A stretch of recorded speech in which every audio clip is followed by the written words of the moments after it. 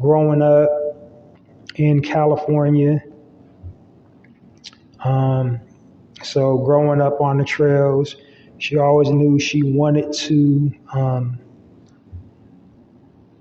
ride horses for the rest of her life.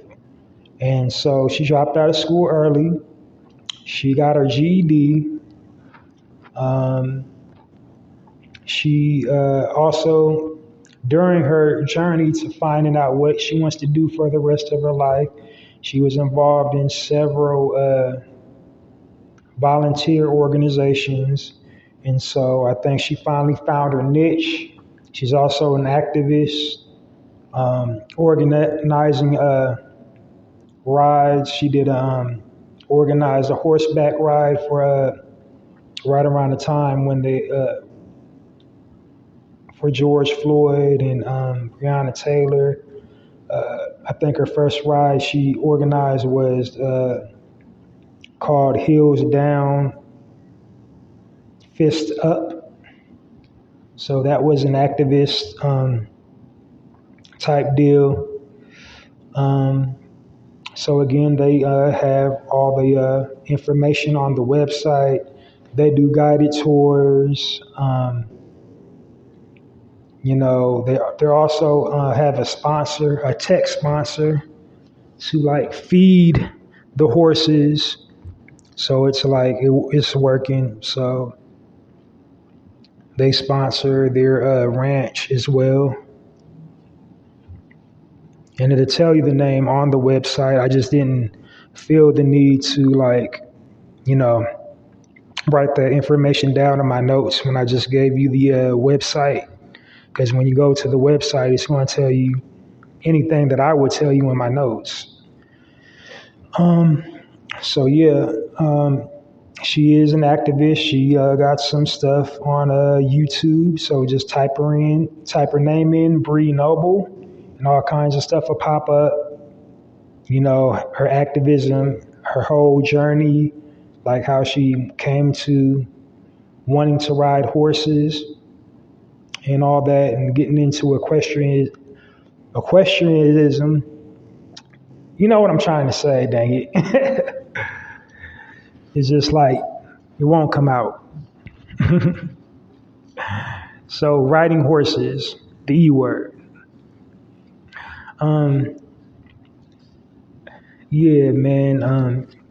So riding horses is definitely something I feel as a people we should get back in touch with especially with everything that's going on in the world. You need to get back in touch with nature. We are kings and queens and gods and goddesses of this universe. So we have the ability to commune with nature. So, why not ride horses? That's a good way to do that, to tap into that. So definitely if you own your own property, you want to start trying to get animals, not just to eat them, but,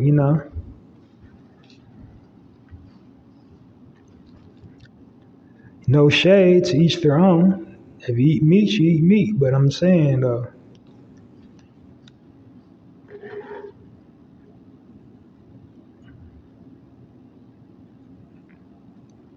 because I'm like about a banana away. But anyway, kind of lost my train of thought, what I was about to say. She is an activist. I read an article. I did not write the source down, but she's very astute. She's a very astute young lady. She was talking about inclusion in the, the horseback riding community, how Black people get looked at and disrespected. She has talked about John Wayne. He is a revered, like that's one of the first images you think of when you think about the Old West and horseback riding. But John Wayne was a devout white supremacist. He supported the notion of white supremacy. So he was he was a supporter of white supremacy. So that's what you got to keep in mind when you're watching those old westerns, because it is for entertainment purposes, but it's also a little bit of truth in it. And then, as we all know, deceased President Ronald Reagan, an actor in country western films, also supported white supremacy.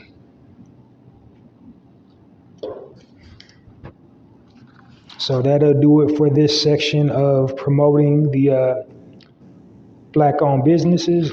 Well, I got one more. It didn't have a backstory, but I feel the need to just go ahead on and plug that because he seems like super legit. JD's Horse Ranch, jdshorseranch.com. The telephone number is 404-981-2361, 481-4189, Tell Road, Southwest Atlanta, Georgia. The zip code is 30331.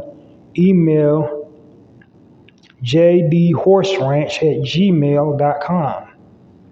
So, there was really no backstory there, and that's what a whole lot of horse ranches that I was coming across was. They didn't have the owners, their path, and that's what I like to do in these segments is to try to display their path, their journey on how they got started in the profession of whatever it is I'm talking about. So you can see the growth, that it's not easy, but if you stick to it, you can achieve it. So in the case of the Sufa Ranch, Daryl Fletcher stuck to it. In the case of the Urban Cowgirl Ranch, Bree Noble stuck to her path. So, you can manifest whatever you're trying to manifest if you stick to it. And the article about Bree says she fell dozens of times before she finally found a support system to manifest her dream into a reality.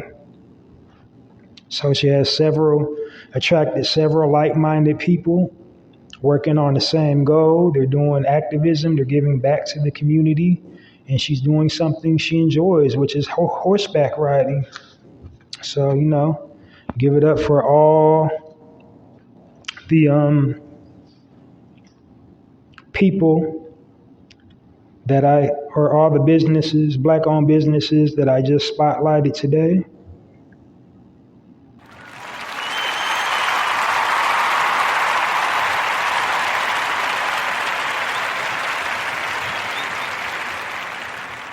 And speaking of spotlight, that's the perfect segue to the next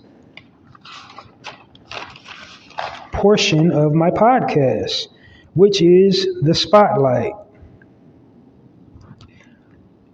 In the spotlight section, what I do is spotlight a prominent Black figure, is somebody usually in the entertainment industry, an actor, actress, athlete, recording artist, producer, writer, public figure, somebody really widely known, whose name is very common, but they also use their voice and their platforms to, champion the cause and speak out on Black issues and Black woes and kind of represent us in a positive light in certain areas. Some people that I have spotlighted are rough around the edges, but when it came time to get down, they got down for their people. So, for that, I spotlighted them. And then not for nothing, I think I started the wave of spotlighting, because literally no one on the internet was talking about spotlight till I started doing my spotlight section. Literally nobody. Because all you were seeing on YouTube and the internet was just basically like skits, comedic skits, and shade room type stuff where, it's gossip and black people's, slandering each other, but nobody actually giving people their roses, giving their people their roses and appreciating you and admonishing you for all the goodness that you've done and being a role model or just doing something good. You know what I mean? Letting them know that they're appreciated. There literally was nothing like that on the internet till I started doing it. So, I mean, we can argue about it, but I got receipts. I got receipts.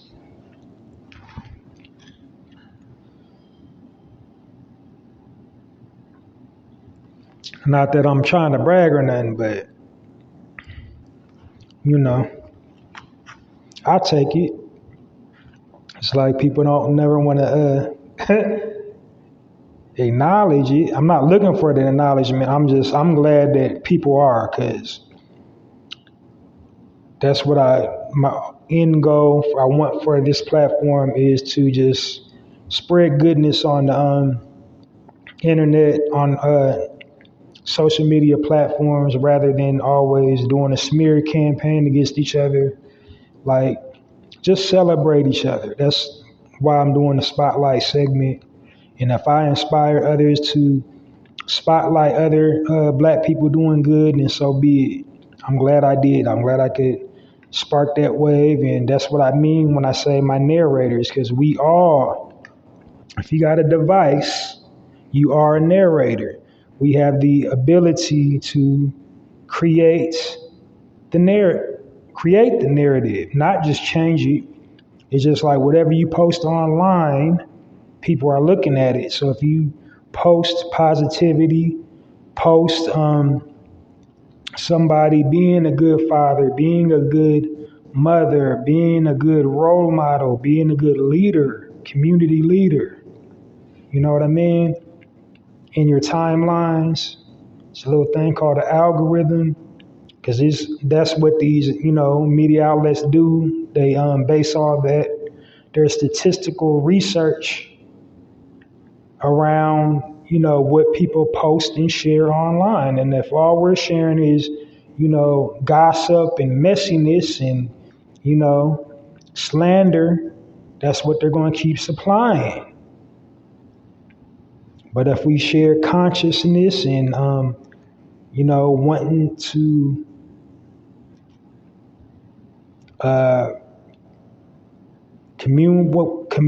communicate with one another, just basically, if you share good things, positive things, then they'll start supplying more positive content. They'll adjust their lens over to the positive side.